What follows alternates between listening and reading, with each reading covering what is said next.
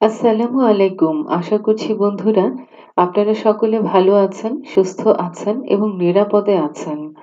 আপনাদের সুস্থতা এবং কল্যাণ কামনা করে এই পর্বের আলোচনা শুরু করছি।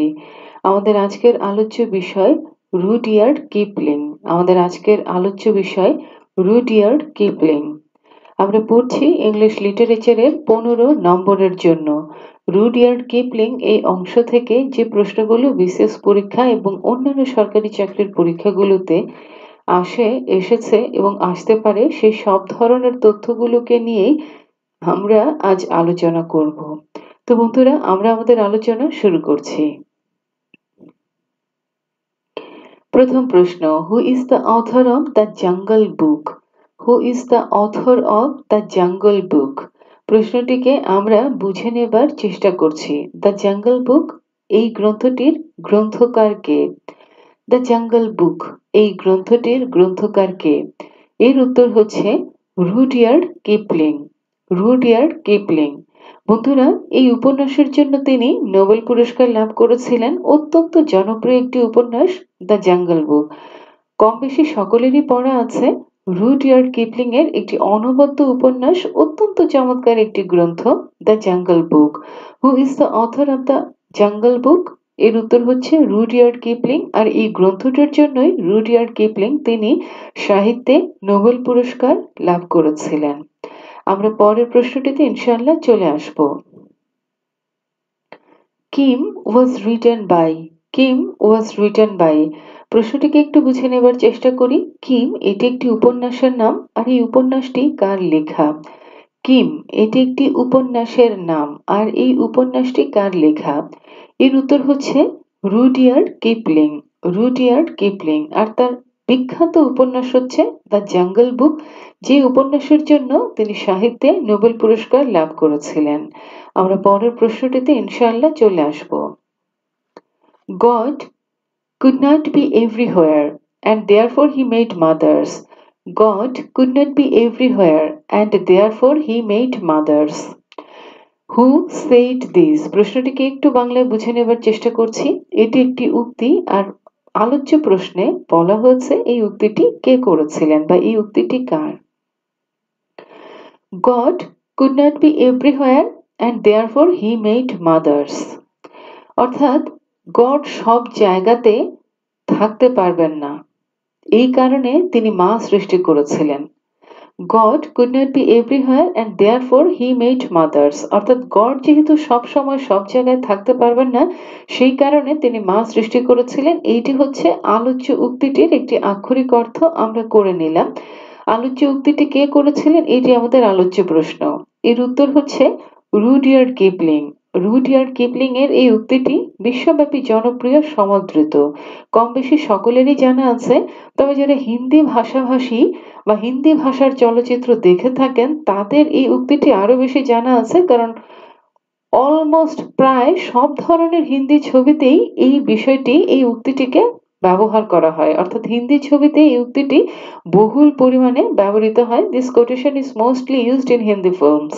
তো বন্ধুরা এই উক্তিটি সকলেরই জানা আছে, কম বেশি সকলেরই জানা আছে যে গড যেহেতু সবসময় সব জায়গায় থাকতে পারবেন না, এই কারণে তিনি মা সৃষ্টি করেছিলেন। God could not be everywhere and therefore he made mothers. আর এই উক্তিটি হচ্ছে রুডইয়ার্ড কিপলিং এর একটি উক্তি, অত্যন্ত জনপ্রিয় একটি উক্তি। আর এই উক্তিটি এত বেশি ব্যবহৃত হয়েছে যে কম বেশি সকলেরই জানা আছে, উক্তিটি জানা আছে। যদিও উক্তিটি কে করেছিলেন এটি হয়তো অনেকেরই জানা নাও থাকতে পারে, কিন্তু আমরা যেহেতু পরীক্ষার জন্য পড়ছি আমাদেরকে তো জানতেই হবে। রুডইয়ার্ড কিপলিং তার একটি অনবদ্য উক্তি, God could not be everywhere and therefore he made mothers. আমরা পরের প্রশ্নটিতে ইনশাআল্লাহ চলে আসব। The White Man's Burden is written by. The White Man's Burden is written by. প্রশ্নটিকে একটু বুঝে নেবার চেষ্টা করছি। The White Man's Burden is written by. এটি একটি কবিতার নাম। আমরা যদি একটি আক্ষরিক অর্থ করে নেই কবিতাটির, The White Man's Burden অর্থাৎ সাদা মানুষের বোঝা, করে নিলাম একটা উক্তি বা একটা অর্থ। সাদা মানুষের বোঝা বা সাদা মানুষের ভার। The white man's burden is written by এটি অত্যন্ত বিখ্যাত একটি কবিতা। আলোচ্য প্রশ্নে জানতে চাওয়া হয়েছে এই কবিতাটি কার লেখা। এর উত্তর হচ্ছে রুডইয়ার্ড কিপলিং। রুডিয়ার্ড কিপলিং এর একটি বিখ্যাত কবিতা দ্য হোয়াইট ম্যানস বার্ডেন। বন্ধুরা, দ্য হোয়াইট ম্যানস বার্ডেন এটি রুডিয়ার্ড কিপলিং এর অত্যন্ত বিখ্যাত একটি কবিতা। আর এই কবিতাটির আমরা একটি আক্ষরিক অর্থ করে নিলাম যে সাদা মানুষের বোঝা বা সাদা মানুষের ভার। আবারও আমরা জেনে নিচ্ছি বন্ধুরা, the white man's burden is written by. এই প্রশ্নটির অর্থ আবারও বুঝে নেবার চেষ্টা করছি। দ্য হোয়াইট ম্যানস বার্ডেন এই কবিতাটি কার লেখা? এটি একটি কবিতা, আর এই কবিতার কবিকে তিনি হচ্ছেন রুডিয়ার্ড কিপলিং। তার অত্যন্ত বিখ্যাত একটি কবিতা দ্য হোয়াইট ম্যানস বার্ডেন, এটি একটি কবিতার নাম দ্য হোয়াইট ম্যানস বার্ডেন। ইনশাআল্লাহ আমরা পরবর্তী প্রশ্নটিতে চলে আসব।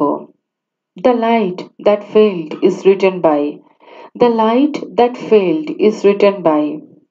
প্রশ্নটিকে একটু বুঝে নেবার চেষ্টা করছি। এটি একটি উপন্যাস, দ্য লাইট দ্যাট ফেইল্ড, অর্থাৎ যে আলো ব্যর্থ হয়েছিল। আমরা একটি অর্থ করে নিলাম যাতে করে আমাদের মনে রাখাটা সহজ হয়। The light that failed is written by, যে আলো ব্যর্থ হয়েছিল। এই উপন্যাসটির ঔপন্যাসিক কে? এর উত্তর হচ্ছে রুডিয়ার্ড কিপলিং। রুডিয়ার্ড কিপলিং তার অত্যন্ত বিখ্যাত একটি উপন্যাস the light that failed.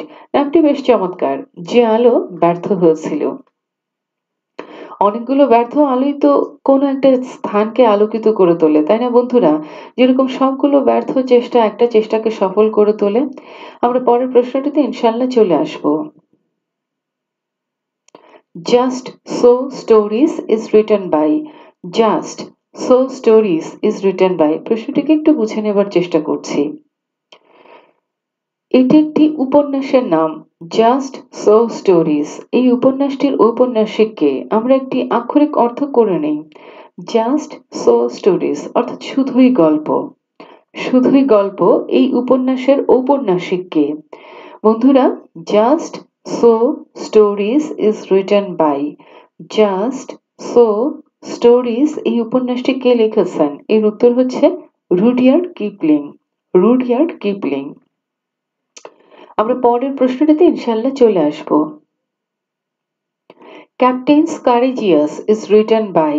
Captains courageous is written by, প্রশ্নটিকে একটু বুঝে নেবার চেষ্টা করি। ক্যাপ্টেন্স কারেজিয়াস এটি একটি উপন্যাসের নাম। ক্যাপ্টেন্স কারেজিয়াস এটি একটি উপন্যাসের নাম, আর এই উপন্যাসটির ঔপন্যাসিক কে? এর উত্তর হচ্ছে রুডিয়ার্ড কিপলিং। Rudyard Kipling. আমরা পরের প্রশ্নটিতে ইনশাআল্লাহ চলে আসব। The Man Who Would Be King is written by. The Man Who Would Be King is written by.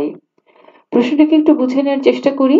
The Man Who Would Be King is written by, একজন ব্যক্তি যিনি রাজা হবেন। The Man Who Would Be King এটি একটি সাহিত্যকর্ম। মূলত এটি একটি ছোট গল্প, অত্যন্ত বিখ্যাত একটি ছোট গল্প। আর এই ছোট গল্পটির গল্পকার কে? এর উত্তর হচ্ছে রুডিয়ার্ড কিপলিং। রুডিয়ার্ড কিপলিং এর অত্যন্ত বিখ্যাত একটি ছোট গল্প the man who would be king, একজন মানুষ যিনি রাজা হবেন। পরের প্রশ্নটিতে ইনশাআল্লাহ আমরা চলে আসব। Mandalay is a poem is written by. Mandalay is a poem is written by, Mandalay এটি একটি কবিতার নাম। আর এই কবিতাটি কে লিখেছেন? Mandalay is a poem written by, অত্যন্ত বিখ্যাত একটি কবিতা ম্যান্ডালে। আর এই কবিতাটির কবি হচ্ছেন Rudyard Kipling. Mandalay is a poem written by Rudyard Kipling. এর উত্তর হচ্ছে রুডিয়ার্ড কিপলিং। আমরা পরের প্রশ্নটিতে ইনশাআল্লাহ চলে আসব। Plain Tales from the Hills is written by. Plain Tales from the Hills is written by, প্রশ্নটিকে একটু বুঝে নেবার চেষ্টা করছি। Plain tales from the hills এটি একটি উপন্যাসের নাম। বলা হচ্ছে এই উপন্যাসটির ঔপন্যাসিক কে? Plain tales from the hills is written by, অর্থাৎ পাহাড়ের সমতল গল্প। আমরা একটা আক্ষরিক অর্থ করে নিলাম যাতে আমাদের মনে রাখাটা সহজ হয়। Plain tales from the hills is written by, পাহাড়ের সমতল গল্প। এই উপন্যাসের ঔপন্যাসিক কে? এর উত্তর হচ্ছে রুডিয়ার্ড কিপলিং। রুডিয়ার্ড কিপলিং তিনি তার উপন্যাসগুলোর খুব চমৎকার চমৎকার নাম রেখেছিলেন, অসাধারণ সব নাম। নামগুলোই খুব চমৎকার এবং চমৎকৃত করবার মতো একটি আকর্ষণ রয়েছে এই নামগুলোর। Plain tales from the hills is written by এই উপন্যাসের ঔপন্যাসিক কে? তিনি হচ্ছেন রুডিয়ার্ড কিপলিং। আমরা পরের প্রশ্নটিতে ইনশাআল্লাহ চলে আসব। Soldiers 3 is written by, soldiers 3 is written by প্রশ্নটিকে আমরা একটু বুঝে নেবার চেষ্টা করছি। বন্ধুরা, সোলজার্স 3 is written by এর উত্তর হচ্ছে রুডিয়ার্ড কিপলিং। আমরা পরের প্রশ্নটিতে ইনশাআল্লাহ চলে আসব। The fight is written by, the fight is written by প্রশ্নটিকে একটু বুঝে নেবার চেষ্টা করছি। বন্ধুরা, একটু সাময়িক অসুবিধার জন্য দুঃখ প্রকাশ করছি।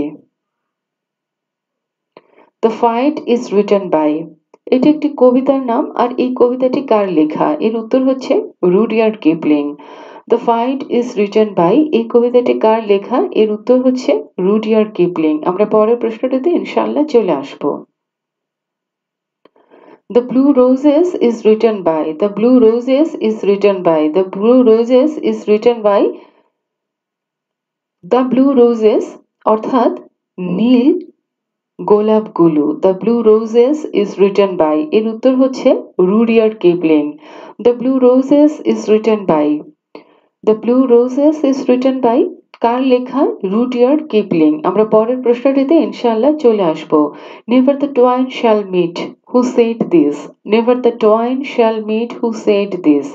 এটি একটি উক্তি। আলোচ্য প্রশ্নে জানতে চাওয়া হয়েছে উক্তিটি কার। আমরা উক্তিটিকে একটু বুঝে নেবার চেষ্টা করছি। এখানে বলা হচ্ছে কখনোই যমজরা এক নয়, বা কখনোই যমজরা এক হবে না। Never the twain shall meet অর্থাৎ দেখতে একই, কিন্তু কখনোই যমজরা এক হবে না। তাদের চেহারা এক হলেও মানসিকতা, বৈশিষ্ট্য, মন, মনন সবকিছুই আলাদা। Never the twain shall meet, who said this কখনোই যমজরা এক হবে না। এর উত্তর হচ্ছে রুডিয়ার্ড কিপলিং। বন্ধুরা, রুডিয়ার্ড কিপলিং এই অংশ থেকে যে প্রশ্নগুলো আসতে পারে, তথ্যগুলো জানা হয়ে গেল, আলোচনা করাও হয়ে গেল। তবে বন্ধুরা, এবার আমরা একটু তার সাহিত্যকর্মগুলো এক ঝলকে দেখে নেব। বরাবরই আমরা এভাবে একটু দেখে নেই। তার সবচেয়ে বিখ্যাত যে উপন্যাস, সেই যে উপন্যাসটির জন্য তিনি সাহিত্যে নোবেল পুরস্কার লাভ করেছিলেন, সেটি হচ্ছে the jungle book. The jungle book. Kim, এটি তার আরেকটি বিখ্যাত উপন্যাস plain tales from the hills অর্থাৎ পাহাড়ের সমতল গল্প। দ্য লাইট দ্যাট ফেইল্ড যে আলো ব্যর্থ হয়েছিল। Captain's courageous just so stories শুধুই গল্প। সোলজার্স 3 এই উপন্যাসগুলো অনেক অনেক বেশি জনপ্রিয়, সমাদৃত এবং অন্যান্য পরীক্ষাগুলোতে হরহামেশা এসেছে। দ্য জাঙ্গল বুক এই প্রশ্নটি সর্বাধিক সংখ্যক বার আসে একটি প্রশ্ন। এই প্রশ্নটি যেহেতু নোবেল পুরস্কার লাভ করেছিলেন দ্য জঙ্গল বুক এই গ্রন্থটির জন্য, এই প্রশ্নটি অত্যন্ত গুরুত্বপূর্ণ। এই প্রশ্নটি বিসিএস পরীক্ষায় এসেছে, অনেক অনেক বারই এসেছে। বাকি প্রশ্নগুলো অন্যান্য পরীক্ষায় এসেছে। Kim, plain tales from the hills, the light that failed, captains courageous, just so stories, soldiers 3 এই উপন্যাসগুলো অন্যান্য পরীক্ষাগুলোতে এসেছে। তার অত্যন্ত বিখ্যাত একটি ছোট গল্প the man who would be king. তিনি যে একটি ছোট গল্প লিখেছেন তা কিন্তু নয়, কিন্তু এই একটি ছোট গল্প আমাদের পরীক্ষায় এসেছে, সেই কারণে এটি আমাদের কাছে গুরুত্বপূর্ণ। The man who would be king অর্থাৎ যে মানুষটি রাজা হবেন। তার বিখ্যাত কবিতা দ্য হোয়াইট ম্যানস বার্ডেন সাদা মানুষের ভার বা সাদা মানুষের বোঝা। The fight, the blue roses, Mandalay. The fight এটি তো আমরা বুঝি যুদ্ধ। দ্য ব্লু রোজেস নীল গোলাপ। ম্যান্ডালে এই কবিতাগুলো অত্যন্ত বিখ্যাত এবং পরীক্ষায় মাঝে মধ্যে এসেছে অন্যান্য সরকারি চাকরির পরীক্ষাগুলোতে। রুডিয়ার্ড কিপলিং একজন ব্রিটিশ সাহিত্যিক। তিনি শিশু সাহিত্যিক হিসেবে অত্যন্ত সুখ্যাত এবং তিনি একজন ব্রিটিশ সাংবাদিক, এবং সবচেয়ে গুরুত্বপূর্ণ তথ্য হচ্ছে তিনি ব্রিটিশ ভারতেই জন্মগ্রহণ করেছিলেন এবং এই ভারতে থেকেই তিনি লেখালেখিতে সাহিত্য চর্চার অনুপ্রেরণা, উৎসাহ লাভ করেছিলেন। তার পূর্ণ নাম হচ্ছে জোসেফ রুডিয়ার্ড কিপলিং। তো বন্ধুরা, রুডিয়ার্ড কিপলিং একজন ব্রিটিশ সাংবাদিক। তিনি শিশু সাহিত্যিক হিসেবে সুখ্যাত ছিলেন। তিনি ব্রিটিশ ভূভারতেই জন্মগ্রহণ করেছিলেন। এখান থেকে তিনি লেখালেখির উৎসাহ, অনুপ্রেরণা লাভ করেছিলেন। আর তার পূর্ণ নাম জোসেফ রুডিয়ার্ড কিপলিং। আর তিনি সাহিত্যে নোবেল পুরস্কার পেয়েছিলেন কোন গ্রন্থটির জন্য? দ্য জাঙ্গল বুক। এই গ্রন্থটি অনেক অনেক বেশি গুরুত্বপূর্ণ এবং তার অংশ থেকে আসা সর্বাধিক সংখ্যক বার আসা প্রশ্ন। আর বাকি প্রশ্নগুলো কম বেশি অন্যান্য সরকারি চাকরির পরীক্ষাগুলোতে এসেছে। যেহেতু এসেছে সেহেতু আমাদেরকে জানতেই হবে। আর তার গ্রন্থগুলোর নামও কিন্তু খুব চমৎকার, খুব অসাধারণ নাম তিনি রেখেছেন। খুব চমৎকার, চমৎকার নাম রেখেছেন। নামগুলো এমনিই মনে থাকবে। তারপরেও একবার একটু দেখে নিলে, একবার একটু জেনে নিলে ইনশাআল্লাহ মনে রাখাটা আরো সহজ হয়ে যাবে। খুব বেশি তথ্য নেই, কয়েকটা গ্রন্থের নাম। এটুকু জানতে আর কতক্ষণ সময় লাগবে? তো বন্ধুরা, এই পর্বের আলোচনা এখানেই শেষ হয়ে গেল। আশা করছি এবং বিশ্বাস করছি এই আলোচনা আপনাদের প্রস্তুতিতে ইনশাআল্লাহ সহায়ক ভূমিকা পালন করবে। ইনশাআল্লাহ আপনারা এই চ্যানেলটিকে সাবস্ক্রাইব করে দেবেন যাতে করে আমরা সবসময় আপনাদের পাশে থাকার সুযোগ লাভ করি, আপনাদের সহায়ক শক্তি হয়ে, ইনশাআল্লাহ আপনাদের সহযোদ্ধা হয়ে। বন্ধুরা, আপনারা বেল আইকনটিকে ইনশাআল্লাহ প্রেস করে দেবেন যাতে নতুন কোনো তথ্য বা নতুন কোনো আলোচনা অত্যন্ত দ্রুত আপনাদের কাছে পৌঁছতে পারে এবং আপনারাও কাল বিলম্ব না করে, কালক্ষেপণ না করে বিষয়টিকে আয়ত্ত করে নিতে পারেন। অনেক অনেক তথ্য জানতে হয়, অনেক অনেক বিষয় পড়তে হয়, কখন কোনটা ছুটে যায়, কখন কোনটা ভুলে যাওয়া যায় সেটা তো বলা যায় না। এজন্য আমাদের আন্তরিক প্রচেষ্টা থাকে সবগুলো তথ্যই সহজ করে আপনাদের সামনে পরিবেশন করবার, যাতে আপনাদের কষ্ট কিছুটা লাঘব হয়। কারণ মূল কষ্টটা তো আপনাদেরকেই করতে হবে। আমরা সহায়ক শক্তি হিসেবে পাশে থাকতে পারি, আপনাদের কষ্ট কিছুটা লাঘব করবার চেষ্টা করতে পারি, কিন্তু আপনাদের কষ্ট তো সীমাহীন, কারণ আপনাদেরকেই সবগুলো বিষয় আয়ত্ত করতে হবে। তো বন্ধুরা, আবারও আপনাদের সুস্থতা কামনা করছি, কল্যাণ কামনা করছি, নিরাপত্তা কামনা করছি। সর্বোপরি আপনাদের সফলতার জন্য অনেক অনেক অনেক দোয়া করে এই পর্ব থেকে বিদায় নিচ্ছি। আসসালামু আলাইকুম। আল্লাহ হাফেজ।